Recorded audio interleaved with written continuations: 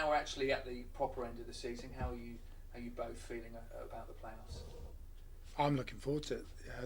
I've not been involved in a playoff situation before. We've achieved our first objective, which was to get to the playoffs, and now it's vital that we perform. And as always, I look forward to seeing how the team cope with the pressure of it and enjoy the games that we've got coming ahead.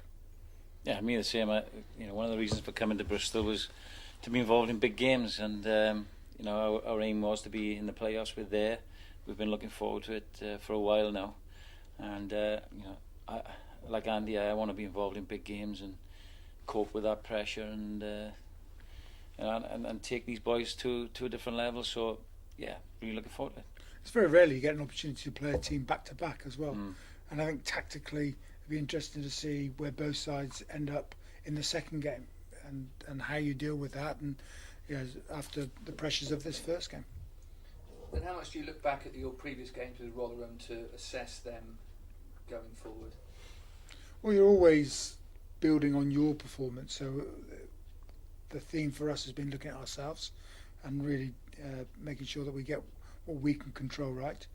But you're always having a little look at what they've done, and as a team you've got to give them a lot of respect for the way they've gone out and played the game. They've been well coached this year by Lee Blackett. They've got some enthusiasm in the way that they go out and play the game, and they've had some good results. If you look at the first game of the season, that 23rd game, it really gave them some momentum, and they've not looked back since that first match. And you're both relatively new to the Championship. Sean, first, what surprised you most about the league? What surprised me was the willingness of all of the teams to play, to go on and attack. I think it was, from the outside, you tend to think Championship rugby in England was catch and drive and scrum for penalties and dour affairs, but I've been really surprised by the willingness of the teams to attack from deep. You don't get that a lot in the Celtic League, let alone the Premiership. So that was really refreshing for me. And obviously, our defence has needed to be really right on its guard. And Rotherham are a team a bit like Leeds from last weekend that do cause you problems. That said, your question about our previous games, in the 3 games we've played Rotherham this year, we've scored 4 tries against them on each occasion, and they've scored 2 against us, 4-2. So as pleased as we've been with our attack, if we can look to shut off them scoring from those opportunities, then we'll go a long way into doing well in this playoff. But I think that's been the biggest surprise for me. I think that seeing the youngsters in the game and playing the game, I think the Prem 1 teams using this as a breeding ground for young players. There's a lot of good talent out there, and you just got to look at the players that are now getting signed and playing, and Rotherham have contributed to that. Bedford players that have come through Bedford and playing for the Saracens, and I think that's and also looking at the 22, 23, 24-year-olds that are playing the game and maybe getting their first opportunity at this level and showing that there's quality. So the depth of player that has been created in England is quite impressive. I tell you what else surprised me is how calm Robbo is during games. It really amazed me. He's really doing well. Need a heart rate monitor on at times. That's been good. I've really enjoyed the relationship that we're developing, and what we said right at the beginning of this is that it should be a live experience for us. We've had so many experience of coaching elsewhere, and to come here to work together, it's about working day to day and building something that is unique to Bristol, and I think that's what we're enjoying trying to do. And it's starting to take shape, but it is about winning rugby matches. That's what we're here to do, and no matter how you play the game, the way you structure your game, you want to win. We want to win. We're here to win, and we're seeing that come through the players now, that real ambition and drive to be successful. And on a day-to-day basis, how does the dynamic work between you two and the players? It's good. I think our relationship is good. I mean, there has to be a level of honesty, a high level of honesty in our game, and I think that's something Andy and I bring to each other every day. There's always something I will get off my chest, and likewise, there's no point in hiding it. And I think it's been refreshing, hopefully for Andy. It's certainly been refreshing for the players, because I've been myself from the start, and so has Andy, and they're under no illusions as to what's expected of them. Sometimes we don't meet that, sometimes we don't meet it from each other, but that's life. But if you can keep striving and to be the best you can be, that's all you can ask for, and improvements. And it's not about throwing in people's face, it's just highlighting the areas that we need to improve on. And we work on it every day, don't we? We work with each other, we're entwined, and the players are a large part of that. And to their credit, the whole squad, they've been magnificent, because it kind of been difficult for a lot of them not playing in the big games, maybe knowing they're moving on, knowing other people are coming in, and that takes a lot for a professional individual to handle that, and they've been great. And to develop the trust that you want, you've got to have a high level of conflict. You've got to be able to cope with that conflict, because to move forward in any business, you've got to be challenging what's happening and looking at different ways of being successful. And that's what we've been able to do, is challenge, ask lots of different questions. Sometimes you come up with the same answers, but at least you're challenging. And for the players, that taking ownership of their performance and really holding each other accountable is something that we're seeing starting to develop. And that's vital for us, is that the players really challenge themselves to perform. I think we're pretty close. I think we ironed out a lot of this before I agreed to come. I think that's the reason we are working together now, is we're pretty close. Things like selection, we're not far away all of the time. There's maybe one or two where there's a slight disagreement, but it comes down to a rational discussion in the end, and an acceptance. So I think we're pretty close, pretty aligned, and that's important, because we wanted our philosophy, whether it be attack or defence, to show through, and for us to see it through. I think that's the important when you come to these sort of bigger games. I think the biggest discussion we have is how many line-outs do we have? Well, yeah, that is probably the biggest issue.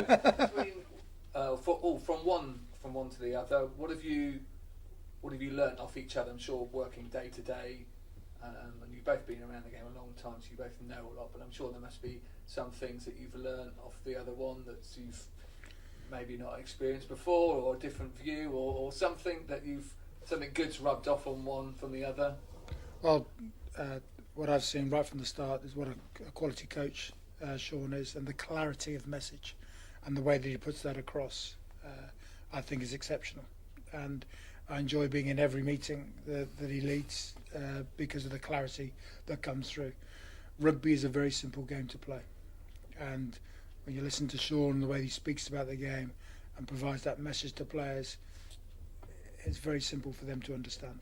Well, we're soaping each other down. I felt like the guy's been and done it all.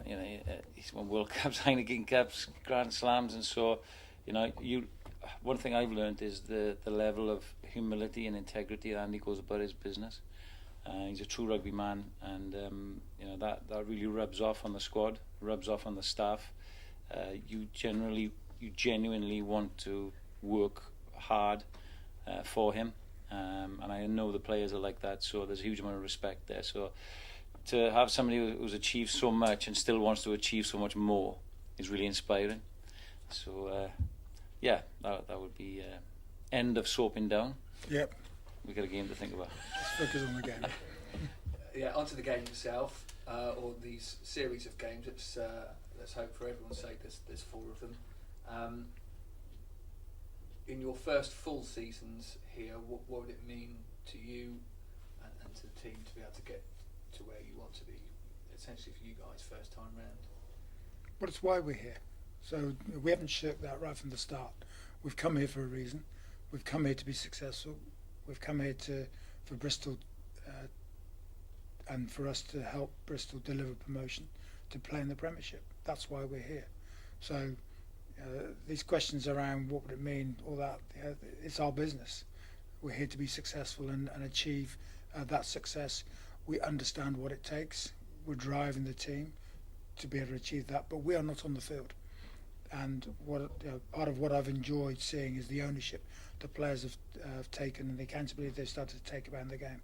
And the players are set up to perform in many different ways, and it's about delivery of that performance. And that is what we're here to do, is deliver a performance. And I think it's the next step for us now, having achieved what we have achieved to get here. Our next step is delivery of the next 4 games. It's the realisation. I think there's, again, it's easier coming from the outside that you talk about potential. They have to realise it, and there's been stepping stones along the way, and they start to realise it. When a penny drops, it's really nice to see. But I think Andy and I can see beyond that, and we want to see them gain that realisation now in the bigger games. Pressure is a privilege. It really is. And coping with it is easy because it's a privilege to be there. We've earned the right to be there. It's them making the next step now, because I think both Andy and I know, and I said it early in the piece, it's a question of when, not if, because of the momentum and the backing and the vision that is there. So let's ride on that, And this is also the hardest step for us. What we're going to go into in this next 4 games. It's the hardest step, because once this team is in the Premiership, it will take off in a fantastic way, and the whole city will take off. So it's getting across the line in these next 4 games, and that's not trying to build them up to what they are. They're games of rugby that we have to win, but we've got to enjoy that pressure, because that's why we're here. Finally, from me, just on sort of today news, Ryan Jones has arrived for his first day at his new school, as it were. Yeah, didn't bring me an apple. You thought after your friendship, at the very least, you should have followed up with. What are the pluses and are there any minuses of him arriving at this late stage, in the biggest games of your season? I think if we felt there were any negatives, we wouldn't have brought him into the environment. The players are excellent in accepting of that, and he's been great in the messages in giving them early, so the players get used to that sort of thing. The guy's a quality individual, quality rugby player, and will fit in seamlessly. Already has today. Brings a sense of security and confidence to everybody else, and so it's only positive, as far as we can see. He feels the same. He's got a big smile on his face today, and he's loving it already. So straight away, you see he's a rugby man, and again the humility that he has shown. But the players that we've signed have great attitudes, and that's what he brings. And so straight away, we'll be a better team for Ryan Jones being in the camp because of the attitude that he brings.